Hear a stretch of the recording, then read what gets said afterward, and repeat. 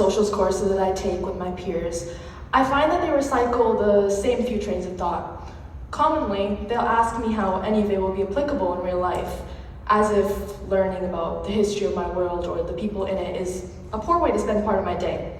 Even more commonly, they'll laugh and tell me that I have it easy, because to them, academic rigor only exists in their physics and chemistry classes.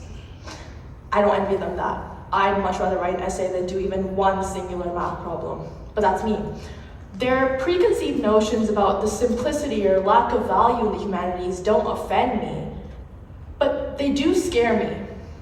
That fear comes from understanding that these beliefs don't just reflect individual opinions. They reflect a broader way of thinking about education, about value, and about what kinds of knowledge matter and what kinds of knowledge don't. When we devalue the arts and humanities, we weaken what philosophers call moral consciousness, which is the ability to recognize the impact of our choices on others. And this weakening of moral consciousness makes societies easier to mislead. And in an era defined by political polarization, misinformation, and rapidly advancing technology, that weakness has consequences.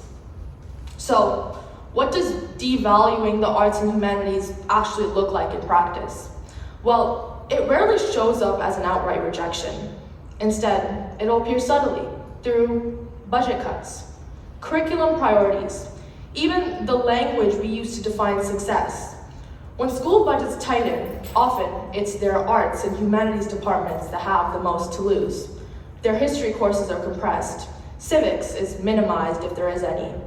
When you look at your school's art department in relation to its science department, you'll find that it is wildly under-resourced and underfunded. I come from a family of immigrants. Many of us in this room will understand the rejection of the humanities and social sciences within our own communities. Children are, more often than not, encouraged to pursue medicine, engineering, sciences, instead of, quote-unquote, wasting their time on the arts. I never understood it, and I don't think I ever will. Why was learning about the history of the land that I walk on, the culture of my friends and family, seen as optional, while calculus and chemistry are always non-negotiables? But to be clear, this isn't an argument against STEM education in the slightest.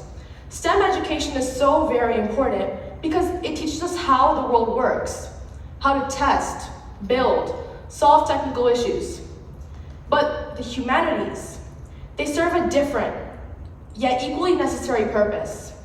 They teach us how people work, how power functions, how societies can change at the drop of a hat. They teach us ethics. A medical treatment may cure, but is it accessible to those who need it most in under-resourced and underprivileged areas? Can AI be held accountable for the ideas and images it generates if those ideas and images were generated with the intent to harm? We can teach machines to think, but without ethical reasoning and moral understanding, they can and will only repeat our worst instincts. The fact of the matter is that STEM cannot exist without key components of the humanities. Communication skills, writing, understanding ethical dilemmas are all essential to create a foundation in STEM education. Education, therefore, rests on these two pillars of STEM and the humanities. One without the other creates imbalance. If we invest primarily in technical skill but neglect the humanities, we may be able to produce legions of students who can calculate at efficient speeds, but often struggle to question authority, evaluate truth, or recognize manipulation, whether that be in the media, by their government, or by the peers surrounding them. And this matters. This distinction matters. When learning about people becomes optional, understanding them becomes conditional. And when history is pushed aside, the patterns historians beg us to recognize disappear or are forgotten.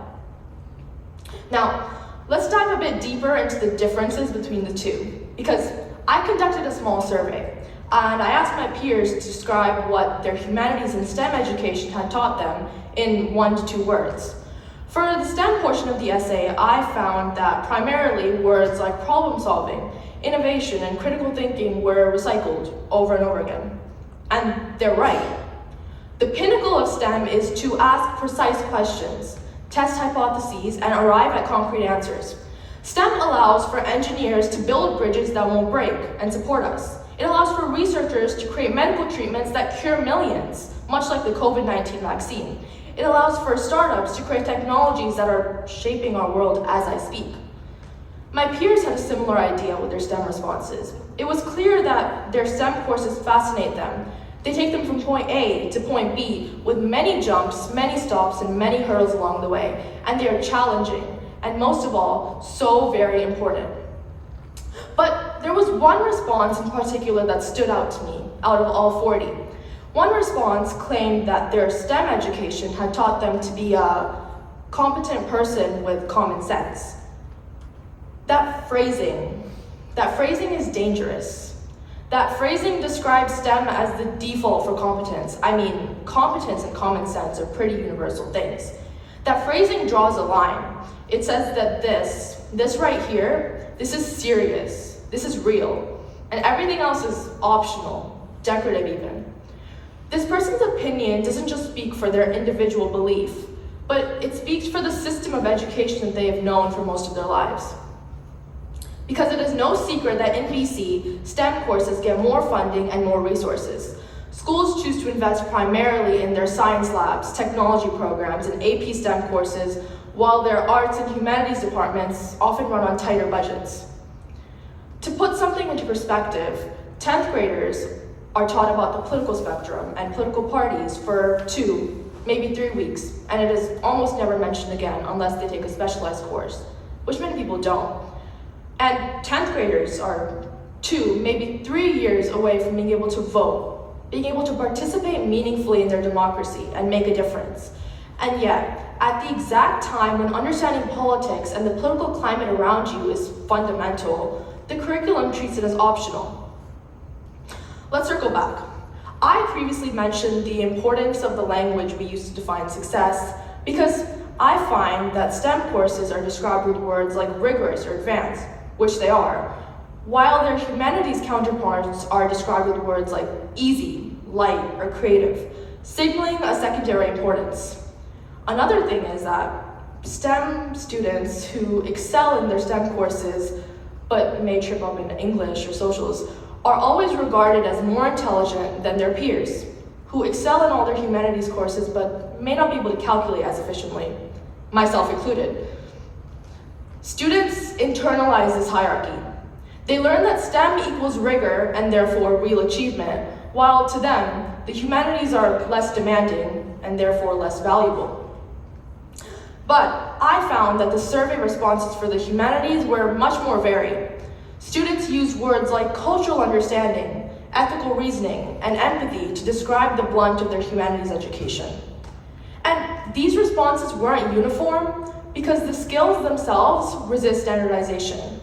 You can't teach someone empathy. You have to instill it into them. The purpose of these skills is not to arrive at one concrete answer, but to learn how to sit with complexity and uncertainty. And this is where moral consciousness comes in. Moral consciousness, as described before, is the ability to reflect on our actions affecting others, to recognize responsibility beyond your own four walls, to care about the world you inhabit and participate in shaping, and all the people that inhabit it. Moral consciousness, it is nourished through questioning, interpretation, exposure to perspectives that challenge your own, which is precisely the work of the humanities. When, as a society, our moral consciousness weakens, we stop evolving forward. A lack of empathy makes it easier to dismiss struggles if they are not your own. A lack of historical understanding makes it easier to repeat past mistakes that our ancestors worked so hard to mend. And a society without empathy and without historical understanding is a society that fails. Take Grok by Elon Musk, for example. The technology is clearly a staple in innovation, but was not programmed with ethics in mind. The AI is able to manipulate photos of anyone without consent. Anyone can post a photo and anyone can tag Grok and ask them to manipulate it to their will. It's clear the technology is scientifically advanced, but without an ethical understanding of AI, it does much more harm than good. This type of innovation was built without an understanding of moral consciousness. And this is the consequence of a society that devalues the humanities. And this is where the humanities, our educators, our teachers, our parents must intervene. Science and math education, they teach us how, but the humanities teach us why. Why dictators rise to power? Why countries our parents call home still carry the effects of colonization to this day? Why rules seem stacked in favor of the more powerful and more wealthy? And why some voices will always be louder than others? We need both pillars of education. If we want a society that questions and creates, innovates and cares, we have to value them equally. And this starts with us, in this room, parents, students, teachers.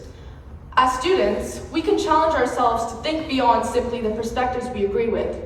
Take classes beyond the STEM ones we deem important, whether that be in post-secondary or high school, or even a simple day of researching something. As parents, you need to read to your young children. Encourage them to ask meaningful questions about the world they inhabit, and not push them towards a certain path for perceived employability.